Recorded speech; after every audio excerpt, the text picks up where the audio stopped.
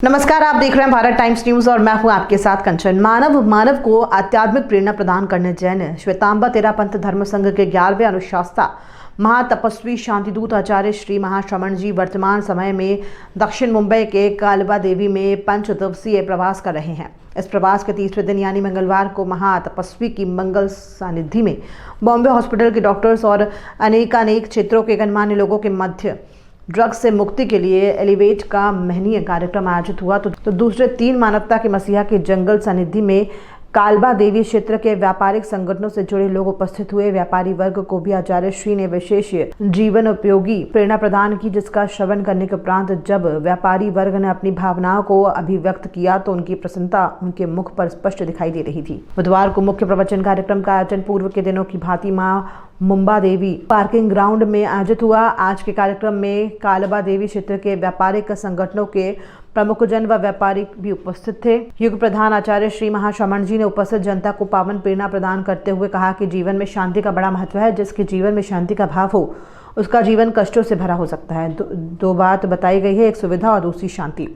सुविधा साधनों से प्राप्त होती है और शांति साधना से प्राप्त होती है। भौतिक रूप में प्राप्त साधन जैसे घर, कार, मोबाइल, कपड़े आदि से सुविधा हो सकती है, किंतु शांति की प्राप्ति तो साधना से ही हो सकती है। गुस्सा शांति का सबसे बाधक तत्व है।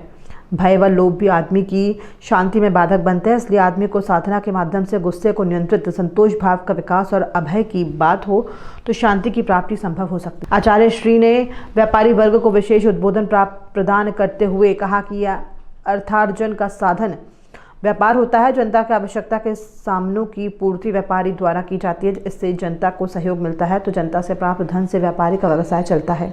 व्यापार में ईमानदारी रखने का प्रयास करना चाहिए। न्याय नीति से प्राप्त धन अर्थ और अन्याय अनीति से प्राप्त धन अर्थाभास होता है। इसलिए व्यापारियों को व्यवसाय में शुद्धता रखने का प्रयास करना चाहिए। व्यापार में ईमानदारी, नैतिकता व प्रामाणिकता हो तो शुद्धता बनी रह सकती है। दुकानदारी में ईमानदारी और दुकानदार ईमानदार हो तो अर्थ में शुद्धता रह सकती है। इस प्रकार ये व्यापार का कार्य भी निर्मल बन सकता है। आचार्य श्री की मंगल सानिधि में उपस्थित additional commissioner of police doctor Abhinav Deshmukh ने कहा कि परम पूज्य आचार्य श्री महाश्रमण जी के दर्शन का जीवन धन्य हो गया। आपके सामने बोलने की आवश्यकता तो नहीं है। आचार्य श्री द्वारा प्रदान की गई प्रेरणा केवल व्यापारी वर्ग के लिए ही नहीं बल्कि हम सभी के जीवन के लिए जरूरी है। इंडिया बुलियन ज्वेलरी एसोसिएशन के प्रेसिडेंट श्री पृथ्वीराज कोठारी ने कहा कि मैं आचार्य श्री महाश्रमण जी का हार्दिक स्वागत करता हूँ। आपका यहाँ आगमन हम सभी के लिए परम सौभाग्य की बात है। आपके दर्शन लोगों के लिए दुर्लभ होते हैं और हम लोग तो इतने भाग्यशाली हैं कि आपके दर्शन प्रवचन के उपरांत आप श्री के समक्ष बोलने का सौभाग्य भी प्राप्त हो गया। लॉयंस क्लब के पीडीजी श्री प्रदीप कापड़िया ने आचार्य श्री के स्वागत में कहा कि आचार्य श्री महाश्रमण जी के मुंबई में आगमन से व्यापार से लेकर सेंसेक्स सबसे तेजी से देखने को मिल रही है। आपका मंगल दर्शन से हम सभी का कल्याण हो रहा है। स्थानीय तेरा पंथ कन्या मंडल व तेरा पंथ किशोर मंडल ने पृथक पृथक गीत का संगान किया।